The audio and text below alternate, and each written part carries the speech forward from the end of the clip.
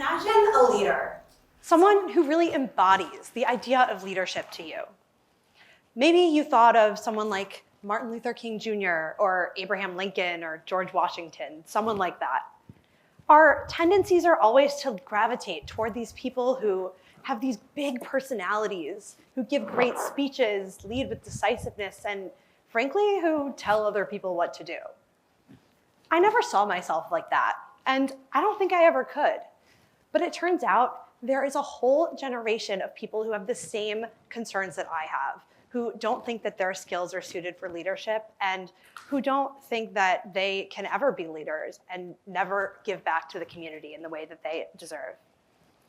Look no further than the Clifton Strengths Test, one of the world's leading talent and strength assessments. Over 31 million people have taken it, and from that data, we learned two things. The first is that one of the least common strengths discovered in this test is command, which identifies those people with a strong and commanding presence. On the other hand, we learned that one of the most common strengths is relator, found in people who use strong relationships to help other people achieve their goals. So why are we relying on these commanding, authoritative people to be our leaders anyway? And what might it look like to bring those relators into the spotlight, to give them leadership, to embrace compassion and empathy, to create a new type of leadership? I always found myself in that second category. I spend a lot of my time in leadership checking in on the people that I work with, making sure that they feel empowered and that they feel heard. But it wasn't until recently that I thought that that was leadership at all. And now that I look back on it, I understand that leadership was powered, at least for me, it was powered by empathy. Empathy is what, defines how you understand someone's feelings. It's the difference between understanding someone's feelings and really getting them. It's, the difference between saying, "Oh, I'm sorry, that sucks," and "I feel your pain, how can I help?" When we empower leaders to use empathy, we not only make sure that everyone can feel good, can feel empowered, but we also make sure that everyone feels like they can be a leader and that everyone can make a difference in this world. Empathetic leadership starts by making your team feel heard. If you're starting a meeting, try asking a question, doing a little check-in moment. Sometimes I like to do a goofy one, like, if you were a chair, what kind of chair would you be today? But how are you doing works just fine. When you give everyone in the room a chance to contribute, you make sure that they feel comfortable sharing and that they feel like they're being heard. Empathy is so important in making those people feel like they can contribute their ideas, and you never know what new ideas they might come up with. Empathetic leadership also means asking questions, making sure that, if you're working with people, that you check in on them. Say, how are you doing? Not just in your role, but as a real person. Making sure that, if someone's having a problem, you're not just understanding, oh, they're having a rough time, but that you really ask them what's going on. If they're showing up late to a meeting and they've never done that before, instead of calling them out, maybe say, hey, are you doing okay? Is there something going on that's making you late? Because asking a question like that when someone is really going through it can make a huge difference on them. It can make an impact, and even providing a tiny little accommodation will make them feel so much more heard and cared for. Asking questions can also help you understand your team's dynamics and opinions by making sure that you follow up on concerns.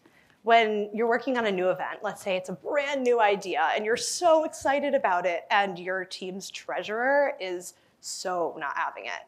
Instead of just assuming that they're a pessimist or they're boring or whatever, maybe ask them, hey, why aren't you liking this idea? Why aren't you buying in?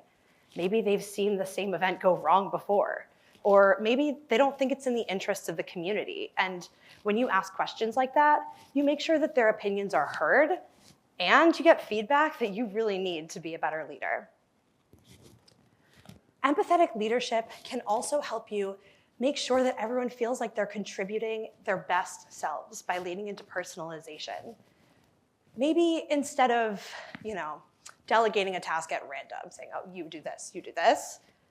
Ask if anyone wants to volunteer. And if they don't, then think about their strengths and their interests before you just assign at random. Leading with empathy means not just helping people out when they're down, but also making sure that they can really succeed. So you gotta ask what they're into. Take this example. You're a new organization president gearing up for the first week of classes and welcome week, all that fun stuff. You have 4 events to plan. You have the involvement fair, an information session, a paint night, and some gigantic blowout party. You have 8 board members. The easiest thing to do might be to just assign everyone at random. You're done right away. There you go. But take a second and ask yourself, who's on my team? All of a sudden, you can see that you have 8 board members with unique personalities and things to bring to the table. You have a quiet studio art major, an extroverted sophomore, a senior on the debate team, the most overcommitted event coordinator you've ever encountered, and let's say you don't know anything about these other 4 board members, they're brand new. Now, an empathetic approach might be to give the artist the paint night, the information session to the debater, the extrovert to the involvement fair, and the event coordinator to the party, and then you assign the rest at random. It's better, it's not perfect. Maybe just say, who wants to do what? You might still end up with some of the same assignments, sure, but maybe that event coordinator really needs an extra hand and someone is happy to work alone. Maybe one of your new board members is an orientation leader and would love to be at the involvement fair. Or maybe one of them has the next big idea that shakes up your organization and brings in a ton of new people. If you never ask, you never know. Leading with empathy gives everyone the chance to work on projects that they really, really love. And that means that every single one can go off without a hitch. Now that's the power of empathetic leadership. Now, this isn't just something that I'm here to lecture you about. It's something that I actually try to practice in my life every day. When I first got to Brandeis, I started in my first leadership role as an engagement intern at Hillel. And I would go and take people to coffee, get to know them, ask about their classes, their families, where they're from. And at the end of it, I would try to find resources for them that made sense, things that they would like. The best part of my job was always when I got to find something and they were really actually excited about it. It didn't feel like leadership at the time, and nobody ever really told me it was. And even after years of finding those moments, doing the same thing, helping other people find what really worked for them and what spoke to them, it took until this year when a mentor of mine said to me, hey, you really lead with a lot of empathy. And it blew my mind. It totally changed the way that I understand myself as a person, as a leader, and the way that I see other people. I finally got that what I had been doing all along, asking questions, democratic decision-making, humanism, all of that had been really important leadership skills. About a month ago, I was scheduled to lead a meeting with just 2 other people. About an hour before, one of them texted me and she said, hey, I have the flu. Can we maybe shorten the meeting a little bit? Now, that was just about the most ridiculous thing that I had ever heard in my life. And I said, absolutely not. And I continued, don't worry. I continued, you're sick, you have the flu, you're excused. Go take a nap, please. And I had the meeting with just the one other person that was left, and we were okay. Now, in that meeting, we were talking about leadership qualities because this is what I do for fun. And she said to me, in that moment, you did something a lot of people don't realize that they need when they're in leadership. Well, I couldn't have said it better myself.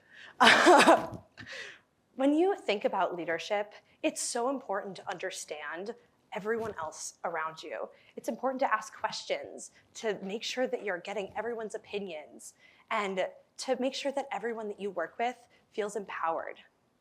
Empathetic leaders really can make the difference in this world, but they can only do it if we let them. Imagine a world where you don't have to worry that you're not going to like your work because your boss will help you pivot.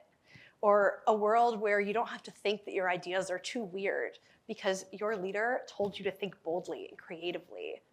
That is what empathetic leadership can do. So let's change the way that we think about leadership.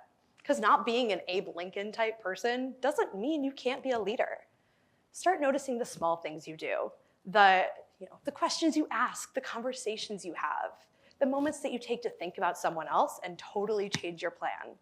Notice it in others and embrace it across the board. Together, we can create a world where empathy is in charge. Thank you.